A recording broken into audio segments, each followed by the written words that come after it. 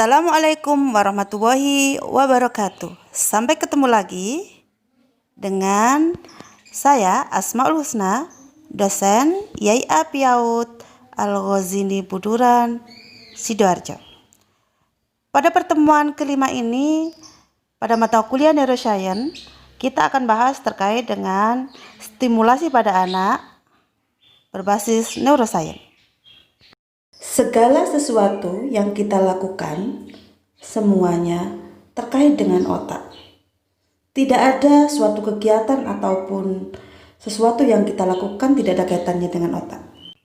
Otak itu juga disebut sebagai sumber dari panca indera, karena seluruh penginderaan kita digerakkan oleh otak. Nah, ini adalah tahapan perkembangan kemampuan anak. Ada yang disebut dengan filogenetik dan ontogenetik secara umum dan secara khusus.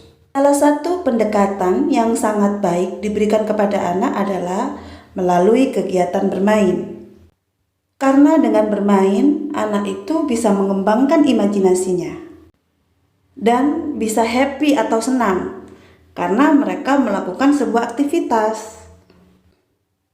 Kapan kita happy, kapan kita bahagia, kapan kita ceria, disitulah otak akan dapat berkembang dengan baik. Aktivitas tubuh kita akan sangat baik jika kita dipenuhi dengan kesenangan, keceriaan. Untuk anak usia dini, bermain itu akan mempercepat proses kematangan. Pasti itu, jangan salahkan anak-anak ketika bermain. Jangan mengurangi kegiatan bermain mereka, kecuali bermain itu yang membahayakan bagi mereka. Jika mereka inisiatif, kreativitas untuk bermain, biarkan saja mereka. Kita hanya tinggal mengawasi. Coba kita amati proses terbentuknya otak.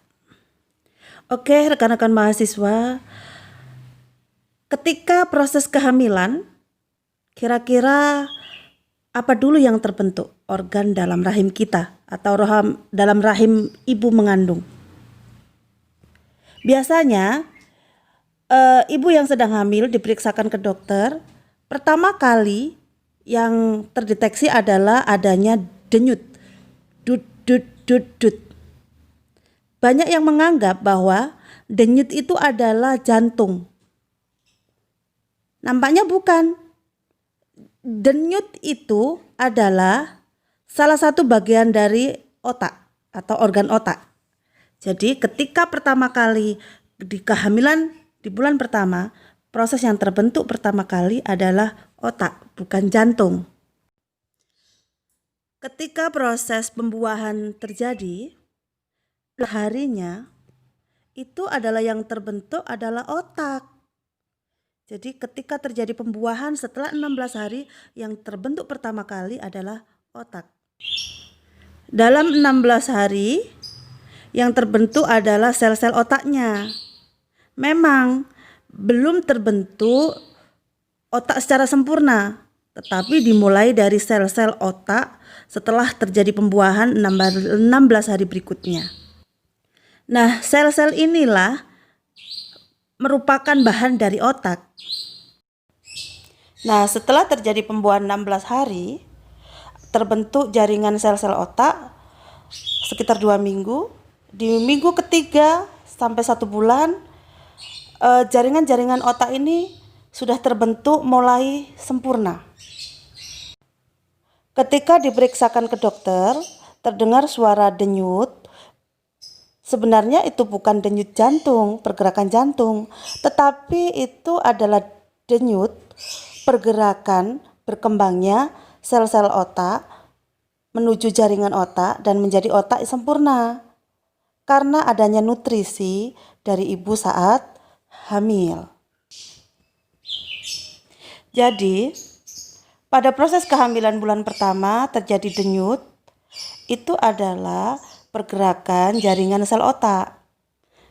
Jadi persepsi yang ada di masyarakat ketika 1 bulan pertama terdengar denyut itu adalah pergerakan jantung, itu salah. Karena secara logika pergerakan jantung dipengaruhi oleh otak. Nah, setelah 1,5 bulan, setelah sel-sel saraf atau sel-sel otak itu terbentuk secara sempurna, maka mulai terbentuklah tulang belakang dan organ-organ tubuh lainnya. Jadi, kalau ada denyut di awal kehamilan itu bukan denyut jantung, tetapi denyut jaringan sel otak karena ada stromnya. Jaringan sel otak yang bagus itu seperti apa? Coba perhatikan gambar berikut ini. Coba lihat yang atas. Yang atas ini adalah model otak yang tidak dirangsang.